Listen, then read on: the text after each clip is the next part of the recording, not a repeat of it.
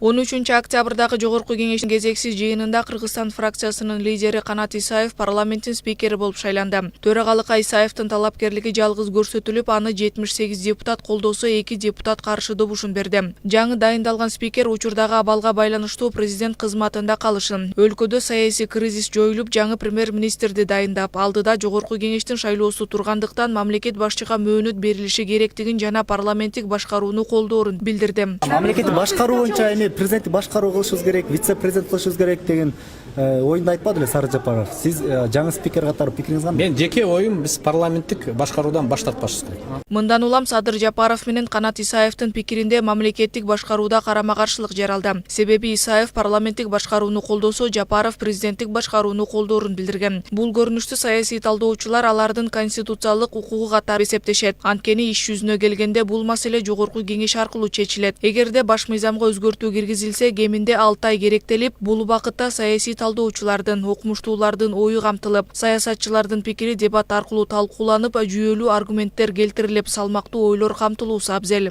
Анан казыркы учурда тез арада, эгерде ошо жана айтып атпаймынбы, Жогорку кеңеш конституциялык мыйзамды шайлоо боюнча өзгөртсө дагы ал легитимдүү болбойт. Анткени мен эми биякта дагы окумуштуулар эки жакка бөлүнүп кетишкен. Анткени мен конституция боюнча 6 ай керек. Эң жакын дегенчи, бизде анда 6 айга чейин шайлоону жылдырып койсок, бул дагы туура эмес болуп калат. Өлкөдөгү соңку абалдан кийин өзүн легитимдүү премьер-министрмин деп жарыялаган Садыр Жапаровдун кызматы талаштуу пикир жаратты. Мамлекетте абал акырындык менен турукташа баштаганда Бириккен Улуттар Уюму, Евро биримдик, Евросоюз жана коңшу өлкөлөр Сооронбай Жээнбековду Кыргызстандагы легитимдүү президент катары таанырын билдирип, Евросоюз жаңы өкмөт башчыны дайындоодо процессуалдык мыйзам бузуулар болгонуна тынчсызданганын билдирген. Муну менен тышкы саясий күчтөр Садыр Жапаровду жаңы өкмөт башчы катары тааныган эмес жана бир да өлкөдөн куттуктоо келген жок. 10 октябрда аларча резиденциясына кезексиз жыйынга чогулган парламентарийлер Садыр Жапаровдун талапкерлигин өкмөт башчылыкка жактырышкан. Ага 54 депутат катышып, 10 эл өкүлү ишеним кат берген. Ошол эле учурда айрым депутаттар процедура бузулганын, парламенттин кезексиз жыйынын легитимсиз деп чыгышкан. 13 октябрда мамлекет башчы Сооронбай Жээнбеков саясатчы Садыр Жапаровду кабыл алып, өлкөдөгү туруктуулукту сактоо үчүн чечимдер легитимдүү болушу үчүн президент премьерликке бекиткен токтомду артка кайтарган.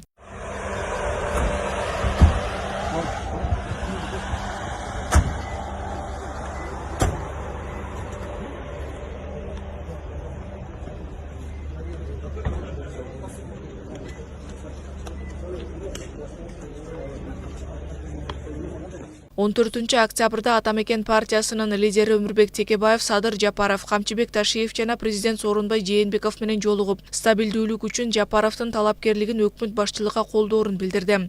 Буга чейин Республика партиясы да колдоорун билдирген. Бул маалда Садыр Жапаровдун тарапташтары Борбордогу өкмөт үйүнүн алдына чогулуп, президенттин отставкасын, Жогорку кеңештин төрагасынын ордуна Курманкул Зулушевди, премьер-министрликке Садыр Жапаровду коюу талабы менен митинг өткөрүштү.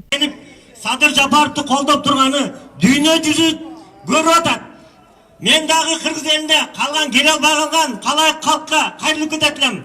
Эгерде ишенбесе, ар бир айылда, шаарда тынчтык митингин, Садырды колдоо митингин өткөрүп. Ошондой эле 14 октябрда Жогорку кеңештин депутаттары аларча резиденциясына кезексиз жыйынга чогулуп, алгач парламенттин көпчүлүк коалициясы премьер-министрликке Садыр Жапаровдун талапкерлигин, өкмөттүн курамын, структурасын жана программасын бекитти. Жапаров өкмөттүн курамын жаңылаганын, анда 15-20% өзгөрүү болгонун билдирип, тизмесин жарыялады. Состав правительства Кыргызской Республики. Жапаров Садыр Нуркожоевич на должность премьер-министра Кыргызской Республики. Новиков Артем Эдуардович на должность первого вице-премьер-министра Кыргызской Республики. Сабиров Равшан Азатович на должность вице-премьер-министра Кыргызской Республики. Мамытканов Максат Суюналиевич на должность вице-премьер-министра Кыргызской Республики. Исмаилова Аида Джекшенбаевна на должность вице-премьер-министра Кыргызской Республики. Аманбаев Бактыбек Абдылашимович на должность руководителя аппарата правительства, министр Кыргызской Республики. Мухамбетов Санжар Турдукожоевич на должность министра экономики Кыргызской Республики. Мукашев Кыялбек Белекович на должность министра финансов Кыргызской Республики. Чодуев Эркинбек Ураимович на должность министра сельского хозяйства, пищевой промышленности и мелиорации Кыргызской Республики. Бердалиев Бакыт Чырмашбаевич на должность министра транспорта и дорог Кыргызской Республики. Джаманкулов Марат Тургунбаевич на должность министра юстиции Кыргызской Республики. Казакбаев Руслан Айтбаевич на должность министра иностранных дел Кыргызской Республики. Ниязбеков Улан Омоканович на должность министра внутренних дел Кыргызской Республики. Аджикеев Боубек Ергешевич на должность министра чрезвычайных ситуаций Кыргызской Республики. Бейшеналиев Алымкадыр Савердинович на должность министра здравоохранения Кыргызской Республики. Бейшеналиев Алмазбек Бейшеналиевич на должность министра образования и науки Кыргызской Республики. Кочкоров Улукбек Тойчубаевич на должность министра труда и социального развития Кыргызской Республики. Кадырбеков Нурджигит Кадырбекович на должность министра культуры, информации и туризма Кыргызской Республики. Сагынбаев Жиргалбек Калмуратович на должность председателя Государственного комитета промышленности, энергетики и недропользования Кыргызской Республики. Исмаилов Алтынбек Джапарович на должность председателя Государственного комитета информационных технологий и связи Кыргызской Республики. На должность председателя Государственного комитета национальной безопасности Кыргызской Республики номенклатура президента Кыргызской Республики. Должность председателя Государственного комитета по делам обороны Кыргызской Республики – это номенклатура президента Кыргызской Республики.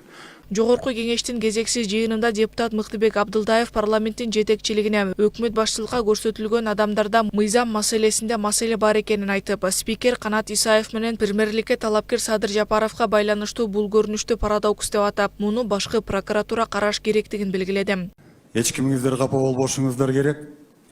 Бүгүн биздин төрагадагы тергөөнүн астында жүргөн адам, премьер боло турган адам дагы тергөөнүн астында жүрө турган адам. Бизде парадокс болуп калды да. Коомчулукта сөз болушу мүмкүн. Канат Кедейкановичтагы мурунку биринчи эпизоду менен акталды беле, же срок давности менен чыгып кетти беле депчи. Анткени срок давности применяться этилген. Это не реабилитация. Күнөө бар, но бирок мейли кете бер дегенчи. Ошондуктан мынакей төрага дагы ушундай ситуацияга илинип калды. Ошондой эле Садыр Нуркожоевич сиздики дагы. Мен даже айтып коеюн дагы төрага боюнча дагы. Төрага боюнча калдыр маселе бар тергөөнүн астында. Мен билгенден бул кишинин кайда экени билбейт деп кылмыш иши токтолуп калса керек эле. А берде төрага болуп шайланып отурат. Ошондуктан башкы прокурор дагы бул маселеге абдан терең маселени көтөрүш керек дагы, баарын караш керек. Төрага дагы кынтыксыз болуш керек. Ошентип чукул жыйынга чогулган жогорку кеңештин 83 депутаты өлкөдөгү кыйын кырдаалда премьер-министрликке Садыр Жапаровдун талапкерлеген өкмөттүн жаңы сунушталган түзүмүн жактырды. Ал эми 8 эл өкүлү добустарын ишеним кат аркылуу бергенин жарыялаган. Талапкерлер дайындоо үчүн Кыргыз Республикасынын президентине көрсөтүлсүн. Кыргыз Республикасынын жогорку кеңешинин 2020 жылдын 10 октябрындагы номер 4107-6 Кыргыз Республикасынын өкмөтүнүн курамы жөнүндө токтому күчүн жоготуу деп таанылсын. Ушул токтом кабыл алынган күндөн тартып күчүнө кирет. Добушка салам. Каршы? Жок. Чечим кабыл алынды. Рахмат, Садыр Нуркожоевич, куттуктайбыз.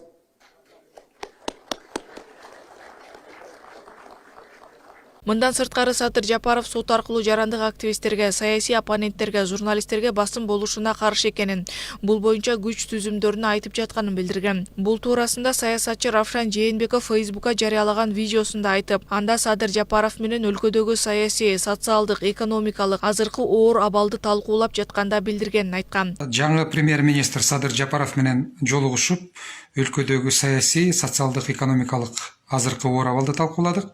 Ошону менен бирге мен ойлойм, биздин өлкө үчүн принципиалдуу маселелердин бири соттордун адилеттүүлүгү, соттордун заказ аткарып аткандыгы дагы биз үчүн аябагандай маанилүү талкуу болду. Жаңы премьер-министр башка көз караштагы адамдарга, жарандык активисттерге, журналисттерге, саясий оппоненттерге сот аркылуу басым болушуна каршы экендигин жана бул боюнча бардык укук коргоо органдарына, сотторго, генералдык прокуратурага дагы байма-бай айтып аткандыгын мага айтты.